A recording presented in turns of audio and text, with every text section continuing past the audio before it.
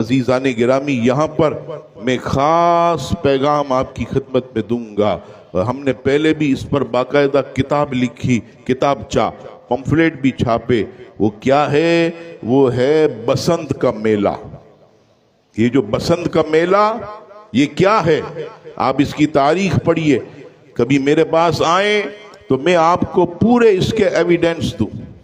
اور یہ بھی یاد رکھیے گا کہ اس کا مرکز لاہور کیوں ہے، یہ بھی ذرا خیال رکھ. کیا موسم بہار خیبر پختونخوا میں نہیں ہوتا؟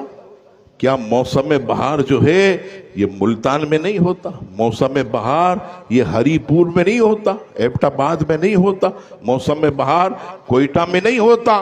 یہ میلہ صرف لاہور میں اس قدر شدت سے کیوں منایا جاتا؟ اور یہ ابھی تو الحمدللہ یہ جو پچھلا دور تھا اس میں پابندی لگی. اب دیکھیے پھر جو ہے ہمارے لوگ اٹھنے شروع ہو گئے ہیں. یہ بسنت کا میلہ یہ گستاخ رسول کی یاد میں منایا جاتا. یہ پورا ایویڈنس ہلکی بات نہیں کرتا. باقاعدہ ان کی کتابوں سے ثبوت ہیں کہ جب اس گستاخ رسول کو ایک عاشق رسول نے حضور علیہ السلام کی شان میں گستاخی کے بدلے قتل کیا تو اب کیا ہوا؟ عاشق رسول کو پھانسی کی سزا ہوئی اور اس کے جشن میں یہ جتنے لاہوری ہیں اس وقت کے یہ گستاخ رسول کی عزیزان گرامی حضور کی شان میں گستاخی کی خوشیوں میں بسنت کا میلہ مناتے. میں کسی کی نیت پر کوئی معاذ اللہ حکم نہیں لگاتا، انما الاعمال بالنیات، لیکن آپ سوچیں کہ یہ شرارت شروع کہاں سے ہوئی؟ اس کی یاد کہاں ہے؟ اس کے تانے بانے کہاں سے ملتے ہیں؟ تو گستاخ رسول سے ملتے. اور یہ لاہور کا ہی گستاخ تھا، بے ادب تھا. شان رسالت مآب صلی اللہ تعالی علیہ وسلم میں اس نے گستاخی کی. جب اس کو مار دیا گیا عاشق رسول نے تو پھر جب اسے سزائے موت ہوئی تو اس خوشی میں جو ہے یہ جتنے بھی عزیزان گرامی غیر مسلم اس وقت انہوں نے بسنت کا میلہ منایا، پتنگیں اڑانا شروع کی. ہر طرف جو ہے یہ کام انہوں نے شروع کیا. میں صرف اتنا کہوں گا، عام دن میں آپ پتنگ اڑاتے ہیں، ہم نہیں کہتے. حالانکہ یاد رکھیے گا یہ پتنگ اڑانا یہ بھی اپنے وقت کو ضائع کرنا، اپنے وقت کو ضائع کرنا.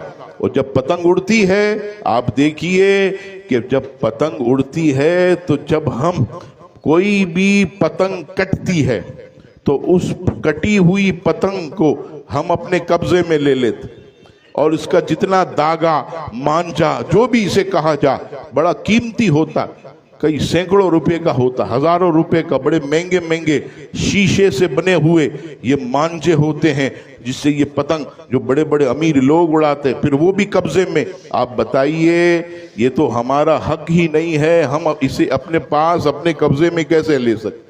یہ تو پتنگ بھی کسی اور کی، مانجا بھی کسی اور کا، اور ہم اپنے قبضے میں لیتے. آپ دیکھیے کہ راستے میں آپ کبھی جا رہے ہوں کوئی پتنگ کٹ کر اگر گر رہی ہو تو ہمارے لڑکے بھاگ بھاگ کر اس پتنگ پر قبضہ کر لیں، اس داغے پر قبضہ کر.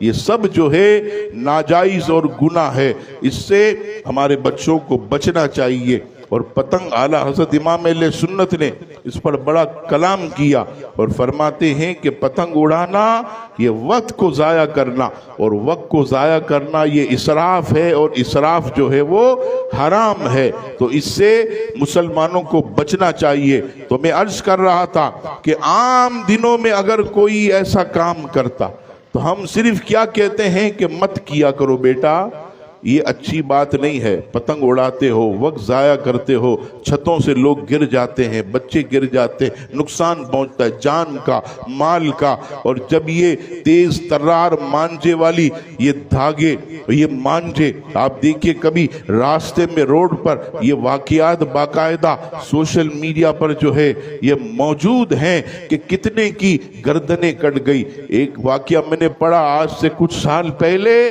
کہ راوی روڈ کے पुल पर बाइक पर एक शख्स जा रहा, नौजवान, और इतने में एक खतरनाक मांझा ऐसे बड़ा तेज तर्रार शीशे का बना हुआ ऐसे जब उसकी गर्दन पर आया, उसकी गर्दन कटी, रावी पुल पर ही वो बेचारा गिरा और उसका इंतकाल हो गया। ये सब मैं आपको सही शवाहिद दे रहा हूं। इन चीजों से मुसलमानों को बचना चाहिए। लेकिन ये जो बसंत का मेला, जिसे बसंत का नाम दिया जाता, ये बसंत ये गुस्ताख रसूल की याद में है, हुजूर अलैहि सलाम के दुश्मन की। ये जो आपने देखा कि साले अलैहि सलाम के ये दुश्मन, फर्क इतना है कि वो ईमान वाले न थे, लेकिन हम ईमान वाले, हम अपने नबी को मानने वाले, तो हम उनकी गुस्ताखाना ये इवेंट में, इनके त्यौहार में, बसंत के त्यौहार में हम क्यों साथ दें। आप यकीन करें, लाखों रुपए की छतें लाहौर में बिकती हैं, लाखों रुपए। इस ये बसंत का जब मेला आता है, आप मालूमात कीजिए, हमें किसी ने बताया कि एक गरीब आदमी है, उसकी छत ऊंची है लाहौर में, वो एक छत एक दिन एक रात के लिए लाखों की बिकती किराए पर। फिर इसके बाद वो किराया लेके दोबारा रवाना हो जाती। यानी इस कदर शिद्दत से ये गुज़िश्ता कई सालों से ये रुक गया था, लेकिन फिर न जाने क्या बीमारी उठी। अब हुकूमत पंजाब ने और हमारे यहाँ के मेरे कराची, और तो कोई काम है नहीं इनका, और तो कोई काम है नहीं, सिगरेट फूंक के चरसी मवाली की तरह घूमना। और फिर ये देखिए आपके शहर का हाल क्या, कौन सी गली है जो टूटी फूटी नहीं है, कोई पानी नहीं, कोई गैस नहीं, कोई जो है बिजली का निज़ाम नहीं। आप देखिए कितने लोग शहीद हो गए, जल गए, आग लग रही, कोई इंतजाम नहीं, एहतमाम नहीं। मनाना है तो बसंत का मेला मनाना है। वो खुदा के बंदो, हम इस पैगाम के जरिए आपको दावत देते हैं कि जितना पैसा तुम बसंत पर लगाओगे, अल्लाह के वास्ते इस शहर कराची पे लगा। हमने तो कामरान टेसोरी से भी कहा कि 14 अगस्त को जो तुमने लाखों करोड़ों रुपए झोंके हैं आतिशबाजी के अंदर, वो इस शहर की तरक्की पर लगाओ, ताकि इस शहर में रहने वालों को तस्कीन मिले। ये बेचारा खड्डे में कोई इधर गिर रहा है, कोई इधर, किसी की बाइक इधर स्लिप, किसी की इधर स्लिप, पूरे शहर का निजाम दरम बरम। कोई गली ऐसी नहीं है जहां गटर के पानी ना हो, जहां सीवरेज का निजाम दरम बरम ना हो। कोई ऐसा मोहल्ला नहीं जब भरपूर गैस आती हो, जहां बेहतरीन किस्म का शफाफ पानी मिलता हो। लेकिन अफसोस तवज्जो उस तरफ नहीं है। तवज्जो अगर है तो बसंत मेले मनाने हैं, आतिशबाजियां करनी है, क्रिसमस के केक काटने हैं, लाखों करोड़ों उधर झोंकने हैं, उधर ठोकने हैं। लेकिन इस शहर के लिए, इन अवाम के लिए खुदा के वास्ते सोचो। रब्बे करीम की बारगाह में मुझे भी पेश होना है, आपको भी होना है। कब तक बचते रहोगे?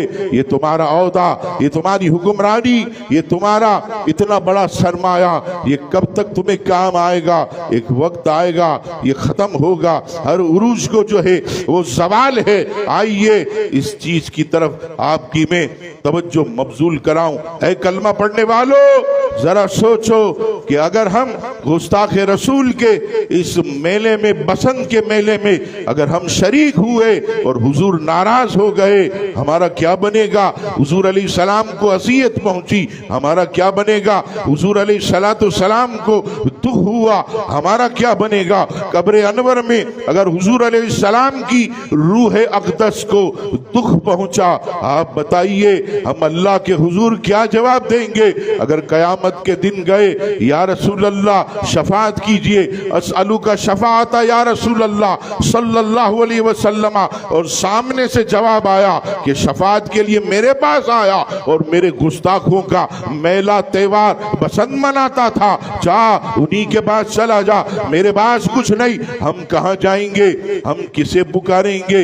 हम किससे फरियाद करेंगे? हम किससे शफाअत का सवाल करेंगे?